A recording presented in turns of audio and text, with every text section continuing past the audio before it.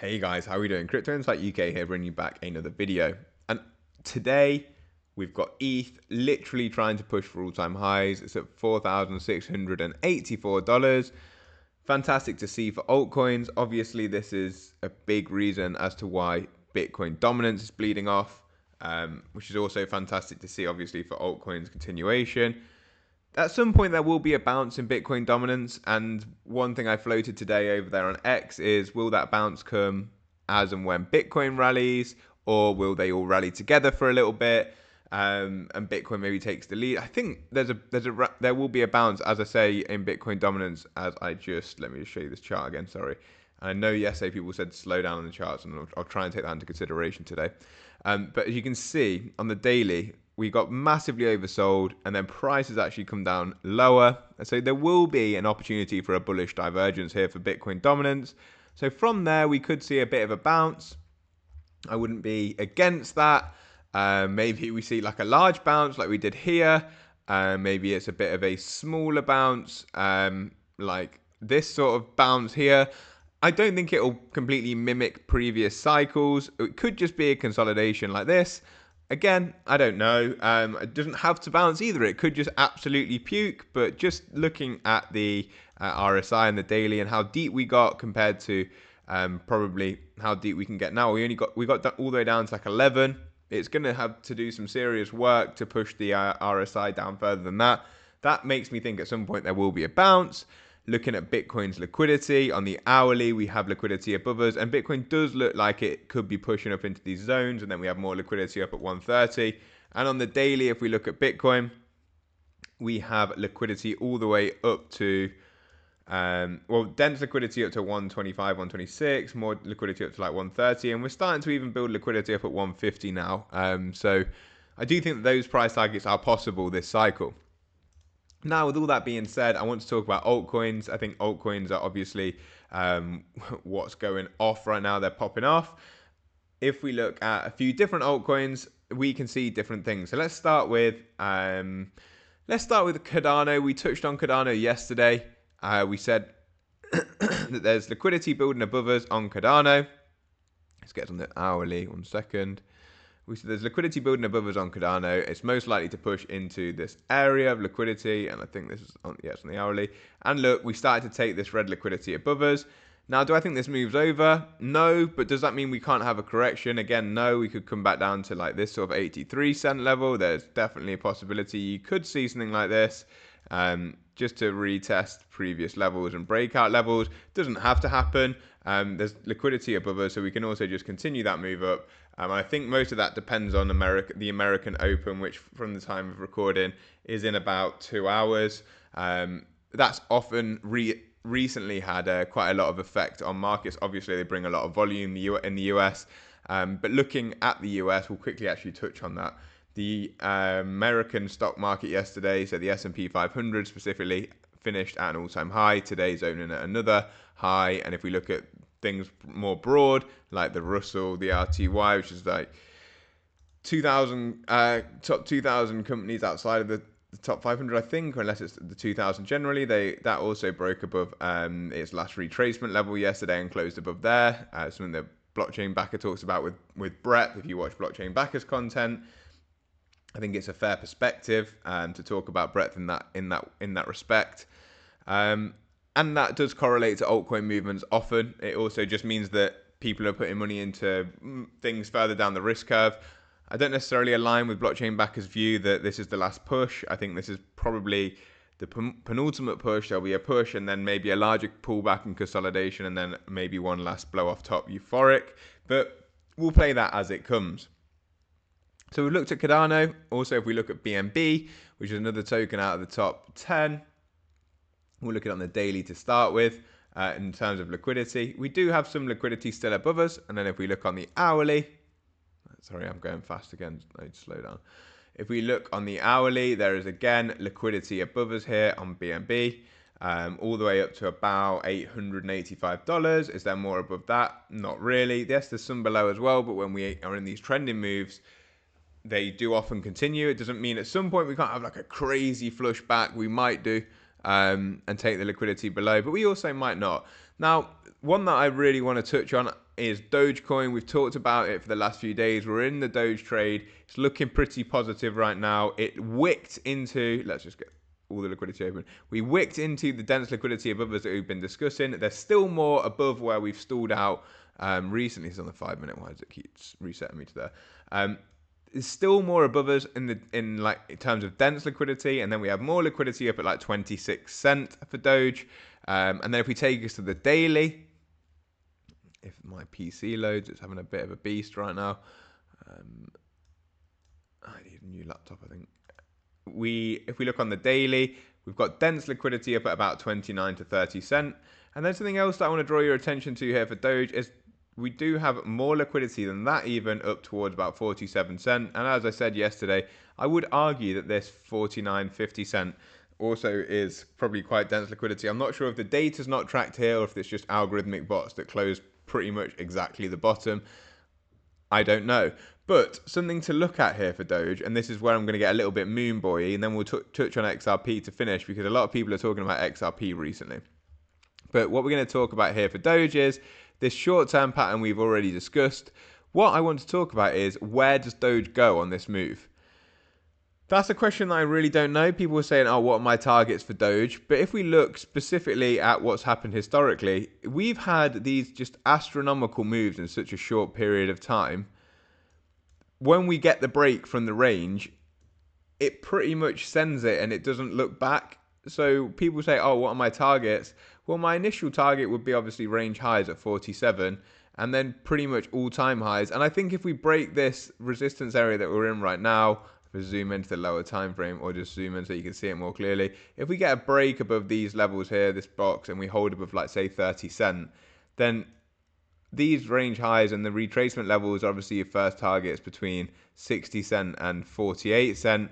After that, it's all-time highs. But I think if we get the aggressive move, something of this sort of magnitude, which I do think is what's coming, because every time we get these moves to the next level up for Doge, and altcoins generally do move similarly to this, it comes pretty quick. So I could say my first target really is a 1.618 at 118, but I also think that it's not out of the realm of possibility to move straight up towards anywhere between $1.89 and $3 based on historical price action for Doge specifically against the dollar, based on historical price action for Doge versus XRP versus Bitcoin too. Let's show you this chart.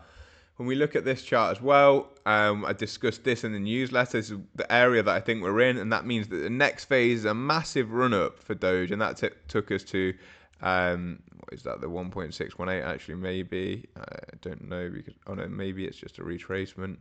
Sorry, I wasn't planning on talking about Doge Bitcoin specifically. But Doge Bitcoin nearly went to set all-time highs on the first attempt, and I think we're here like last cycle. So that will kind of play into the thesis of, I think this is the penultimate move. So we have one big push and then a consolidation after a drawdown, and then another secondary big push after that consolidation. So if we were to play that sort of move as well, Doge against Bitcoin would probably send it up to this level, 400% against Bitcoin, then potentially consolidate. Obviously, the moves aren't going to be identical percentage-wise.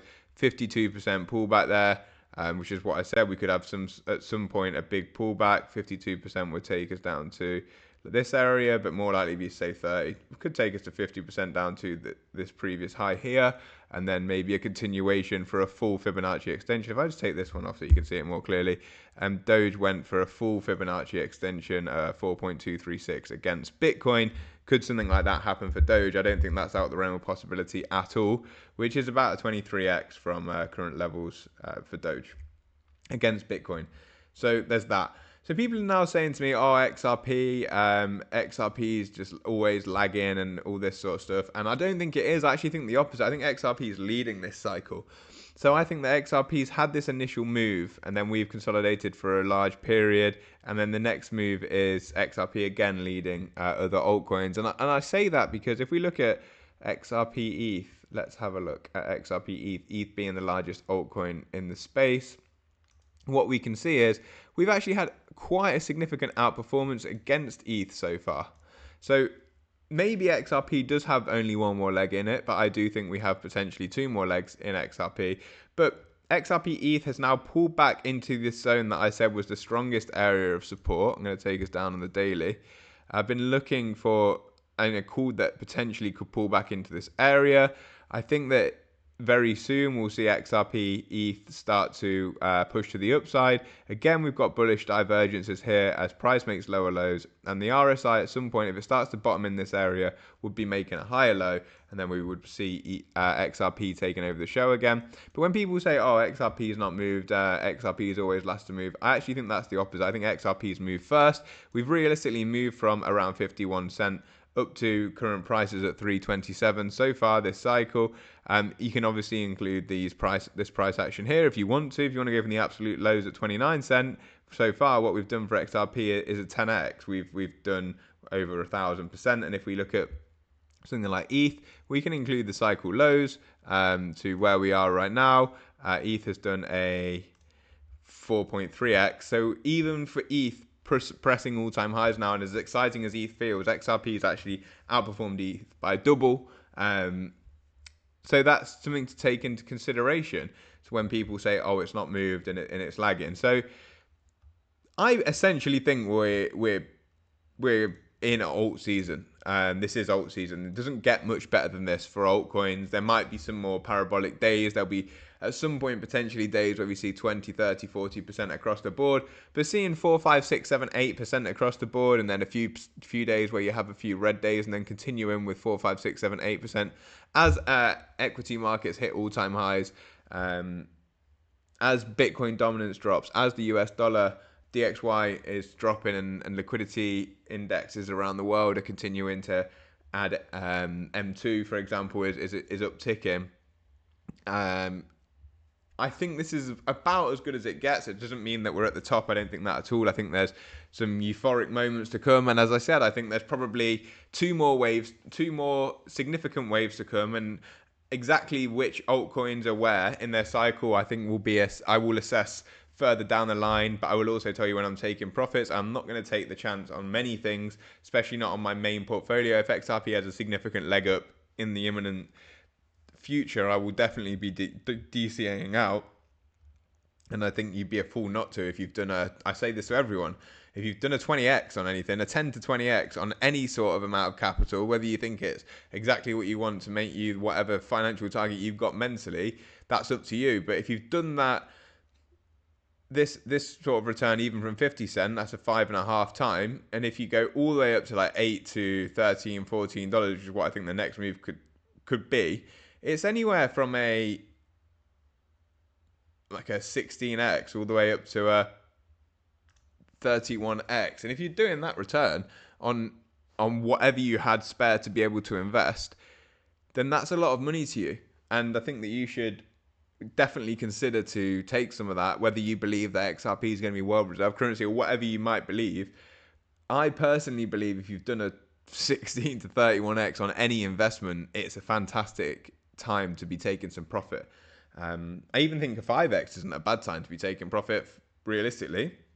I'm not saying take it all, unless you want to. If it changes your life, you've done 5x on a significant amount of capital, or capital that would significantly change your life, or change your life in any means, always take that. There'll always be another trade. There'll always be something else to invest in. And if you can change your life, that's why we invest. All the rest of it is just like hype, and we get caught up in that sometimes. But to be transparent, I'm max exposed to the market pretty much right now. I have some cash to live on, but I'm max exposed because I think we're in that euphoric season.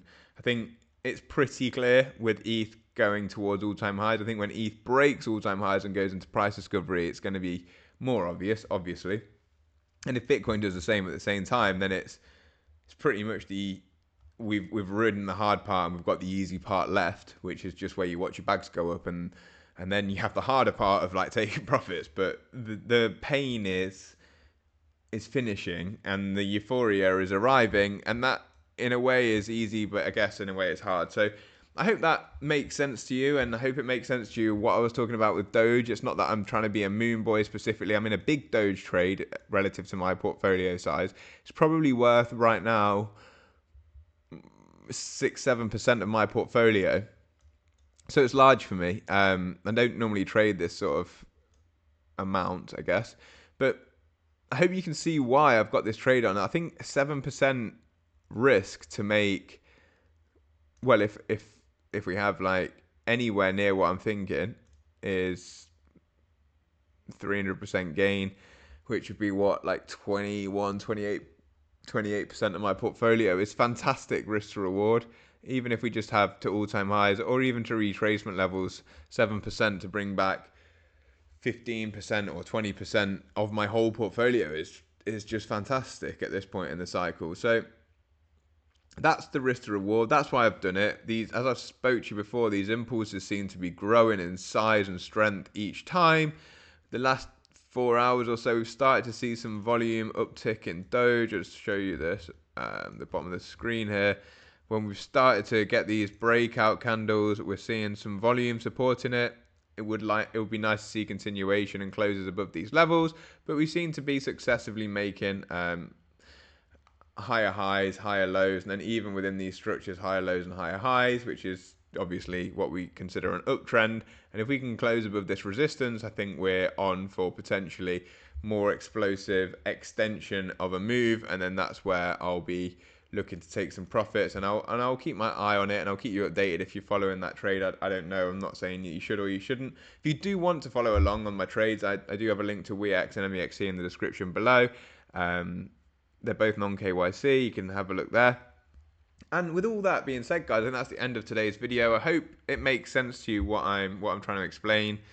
I think that if I'm right with that, we're going to enter the first phase of euphoric season, whether that's the first and the last, or whether we have a second phase at some point towards the end of the year after maybe some sort of cool down.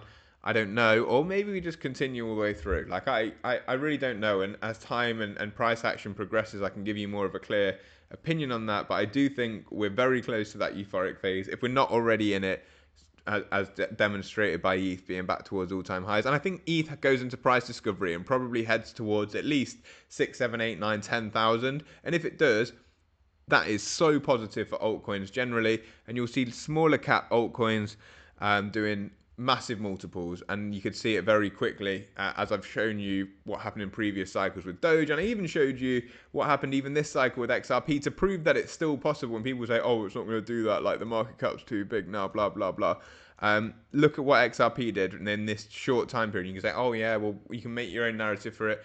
It's been under a lawsuit for 7 years and the lawsuit finished, or whatever the narrative might be, and they all might be fair narratives, but on the real, we basically moved up 485% for a top 10 asset class crypto in the space of no time. Like, this actual move, if I may measure it correctly, 38 days, we did 452%. So no one can sit here and tell me that that's not possible for anything else, especially when we're in a more euphoric phase in the market and Bitcoin's now at 120k and ETH pushing all-time highs. Like, money's going to rotate if the cycles repeat, and it's going to do it, and people are going to be shocked by what happens as long as history repeats, and that's what I think is going to happen.